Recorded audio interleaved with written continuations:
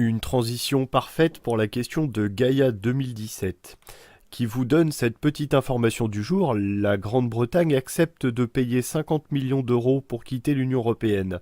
Quelle est votre analyse? Vous vous êtes trompé d'un millier, d'un facteur 1000. C'est pas 50 millions, c'est 50 milliards. 50 milliards d'euros que le gouvernement britannique, semble-t-il, aurait accepté de régler. Alors, je vais répéter ce que j'ai déjà dit plusieurs fois, mais c'est très important de le redire. J'ai déjà dit plusieurs fois que cet argent, pour l'essentiel, c'est de l'argent que de toute façon, le Royaume-Uni aurait dû verser, puisqu'il s'agit des engagements budgétaires quinquennaux qui sont pris par tous les États membres de l'Union européenne tous les 5 ans. Donc le Royaume-Uni avait dit que chaque année, il allait devoir verser, je ne sais plus combien, là il doit rester peut-être 2 ans et demi, donc c'est peut-être de l'ordre de 23 milliards d'euros, donc en gros ça doit être une cinquantaine de milliards, donc ça fait, au lieu de le verser par tranche jusqu'à la fin du programme quinquennal de la commission Juncker, eh bien, comme ils sortent, ils vont payer tout d'un coup. Ce qu'il faut bien comprendre, c'est que le débat qui a été perverti en France, on a fait croire aux Français que c'était une espèce d'amende et de punition contre les Britanniques qui allaient payer 50 milliards. Non, il s'agit d'obliger les Britanniques à payer l'argent en une seule fois qu'ils avaient prévu de verser jusqu'à la fin. Et d'ailleurs, c'était pas le gouvernement de Theresa May, c'était le prédécesseur, c'était le gouvernement de David Cameron.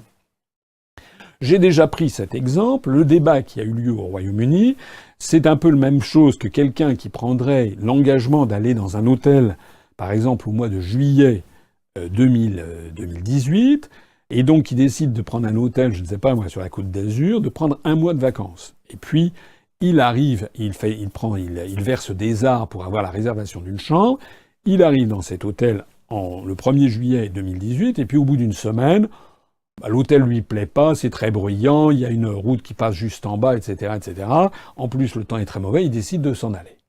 Et donc, il va voir l'hôtelier et il dit, excusez-moi, je devais rester pendant tout le mois, je pars au bout d'une semaine. Donc, et à ce moment-là, l'hôtelier lui dirait, très bien, vous pouvez partir, mais vous me devez quand même tout le mois, puisque vous aviez fait une réservation pour tout le mois. Et la personne qui a réservé la chambre dirait, mais comment ça, je vais pas vous payer tout un mois alors que je ne l'occupe qu'une semaine. C'est ça le débat. Voilà. Alors, c'est important à comprendre plusieurs choses encore. C'est que cet argent qui va être versé à l'Union européenne, il y a quand même une contrepartie. C'est aussi l'argent que l'Union européenne doit verser au Royaume-Uni. Puisque ça, c'est les sommes versées, mais il y a aussi des sommes rentrantes. Le différentiel entre les deux est de 10 milliards d'euros. 10 milliards d'euros. On vient de l'apprendre, c'était la une du journal Le Monde avant-hier. Moi, je croyais que jusque-là, que c'était 6 à 7 milliards. 7 milliards. En fait, c'est 10 milliards d'euros que le Royaume-Uni versait chaque année de plus à l'Union européenne qu'il n'en recevait. Ce qui fait que on nous annonce que le Royaume-Uni va devoir verser les 50 milliards d'euros tout de suite. Bon. Mais ce que l'on ne dit pas aux Français, c'est qu'à la fin de la commission Juncker, lorsqu'il va y avoir une nouvelle période budgétaire de 5 ans, le Royaume-Uni n'étant plus dans l'Union européenne ne devra plus rien payer. Alors que la France, elle, nous devons payer plus que le Royaume-Uni d'ailleurs. Si la France sortait en ce moment, on lui réclamerait peut-être, 60 milliards d'euros. Mais à la fin de la commission Juncker, si on est toujours dans l'Union européenne, on va devoir s'engager de nouveau pour 5 ans avec ce système. Et ce qu'il faut savoir, c'est que les 10 milliards d'euros que le Royaume-Uni versait en plus à l'Union européenne qu'il ne recevait, ça va donc être un manque à gagner dans les prochains exercices budgétaires.